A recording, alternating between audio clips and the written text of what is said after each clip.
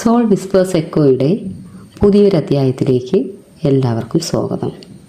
കർമ്മവും പണവും ഒന്നാണോ? നമുക്ക് നോക്കാം.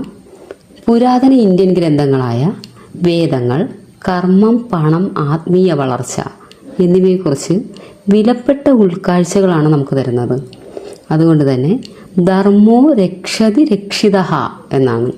ധർമ്മം അതിനെ സംരക്ഷിക്കുന്നവരെ സംരക്ഷിക്കുന്നു. യജുർവേദത്തിലെ ഈശോപനിഷത്ത് പറയുന്നതും ഔദാര്യമായി നൽകുന്നവന്റെ സമ്പത്ത് 10 മടങ്ങാകും എന്നാണ്. ഹിന്ദു വേദങ്ങൾ അനുസരിച്ച് നല്ല കർമ്മം പല വിധത്തിൽ നമ്മെ സമ്പന്നതയിലേക്ക് നയിക്കും. അതിൽ ഒന്നാമത്തേതായി നമുക്ക് പറയാൻ കഴിയുന്നത് പുണ്യ അഥവാ പുണ്യകർമ്മങ്ങൾ. പോസിറ്റീവ് ഊർജവും അനുഗ്രഹങ്ങളും നൽകുന്ന പ്രവൃത്തികളെ നമുക്ക് പുണ്യകർമ്മങ്ങൾ എന്ന് പറയാം. ഉദാഹരണമായി നാം ചെയ്യുന്ന നിസ്വാർത്ഥമായ സേവനങ്ങൾ, ദാനം, മുതിർന്നവരെ അതിഥികളെ ബഹുമാനിക്കുക, സത്യസന്ധമായ ദയോടും കൂടി സംസാരിക്കുക, അഹിംസ പരിശീലിക്കുക, ഇവയെല്ലാം പുണ്യകർമ്മങ്ങളാണ്. രണ്ടാമതായി നമുക്ക് എടുത്തു പറയാൻ കഴിയുന്നത് ധാർമ്മികം അഥവാ ധർമ്മം.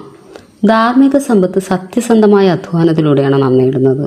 ന്യായമായ വ്യാപാരം, മറ്റുള്ളവരുടെ സ്വത്തിനോടുള്ള ബഹുമാനം, ആത്മനിയന്ത്രണം, അഹിംസ എന്നിവയെല്ലാം ഇതിൽ പെടുന്നു.